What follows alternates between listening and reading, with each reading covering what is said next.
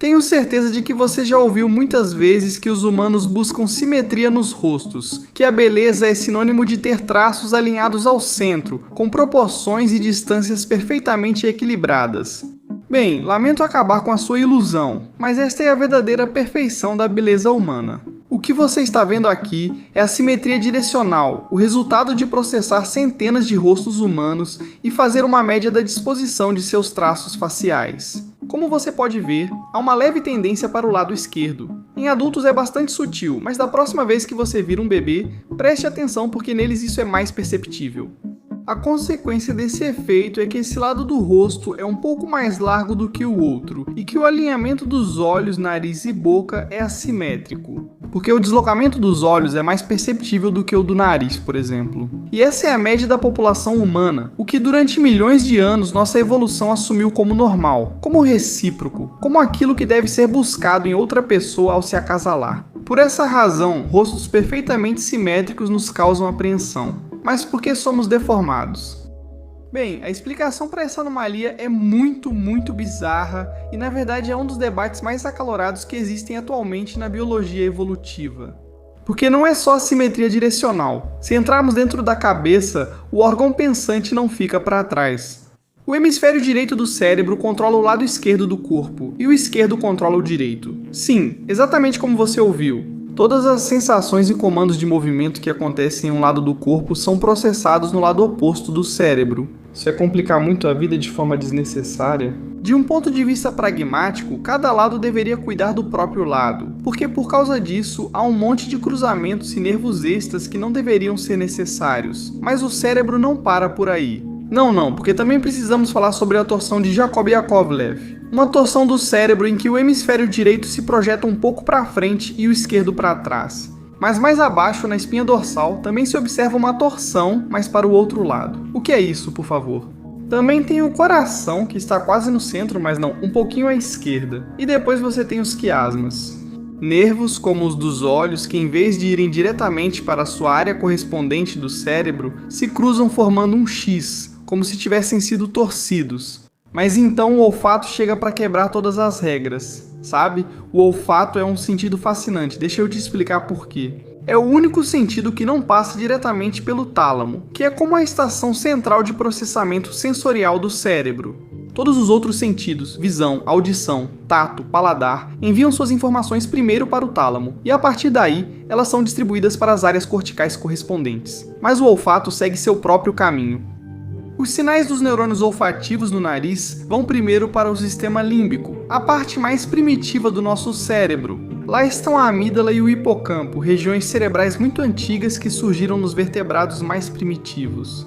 É onde se acendem as emoções, as memórias e os impulsos mais básicos, como o medo, o desejo, o prazer ou a raiva. Esta é a razão pela qual os cheiros nos evocam lembranças e emoções tão intensas e automáticas, porque vão direto para o cérebro emocional primitivo.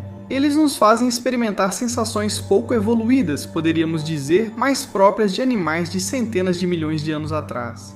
Muito ligado ao instinto básico de sobrevivência. Isso também explica por que o olfato é tão difícil de descrever com palavras e de lembrar. Isso ocorre porque não passa pelas áreas linguísticas ou racionais. Pense na cor vermelha. Fácil. Agora toque mentalmente sua música favorita. Simples. Mas agora pense no cheiro que fica depois da chuva. Aquele cheiro tão agradável é que eu não sei como descrever e tenho muita dificuldade em lembrar como é. Mas quando eu sinto esse cheiro, imediatamente sou transportado para minha infância, para aquelas tardes infinitas brincando no parque, seja com sol, vento ou tempestade. É como o cheiro de carne ou o cheiro corporal daquela pessoa de quem você tanto gosta. São difíceis de lembrar, pensar ou verbalizar, mas esses cheiros costumam ser mais intensos do que qualquer foto ou som que você possa vivenciar. Se o olfato não passa pelo tálamo é porque ele surgiu antes dele. É um dos poucos sentidos que mantemos dos nossos ancestrais mais distantes, uma relíquia da nossa vida mais primitiva. De quando nosso corpo e cérebro não tinham muita complexidade, mas nossa anatomia evoluiu, enquanto o olfato e seus nervos permaneceram como estavam. E o ponto-chave é que o olfato não apresenta cruzamento, não cruza para o hemisfério oposto. O que você cheira na narina direita é processado no hemisfério direito, e ponto final, ao contrário do resto do seu corpo. É suspeito, para falar a verdade. Esse sentido primitivo pode ser uma prova poderosa de que algo muito estranho aconteceu entre o surgimento do olfato e o nosso estado atual, que desencadeou o caos anatômico. Te apresento o Prismas.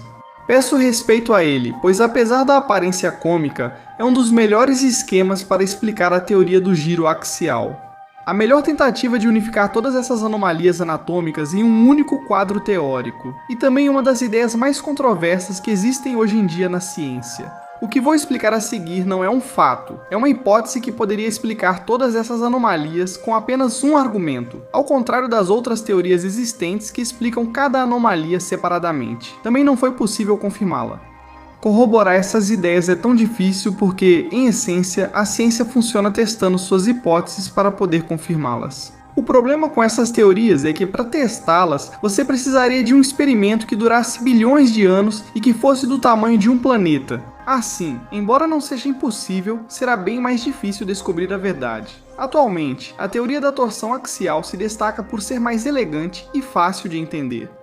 Por isso, vamos voltar ao nosso amigo, o Prismas. Segundo essa ideia, a parte frontal da cabeça humana e de todos os vertebrados estaria literalmente girada em 180 graus. Sim, dei uma volta completa em relação ao corpo. Isso ocorreu porque em algum ponto da evolução, essa região girou devido a uma mutação, criando uma torção no eixo corporal que foi mantida. Isso teria acontecido em algum animal ao qual isso não importava, como um protoprodogusano aquático. A seleção natural não eliminou isso, e, bem, tivemos o azar de todos descendermos dele. Com o aumento da complexidade, o corpo precisou se adaptar para compensar a deformidade. Porque, de fato, os bebês estariam terminando de compensar uma deformidade causada por um verme de centenas de milhões de anos atrás.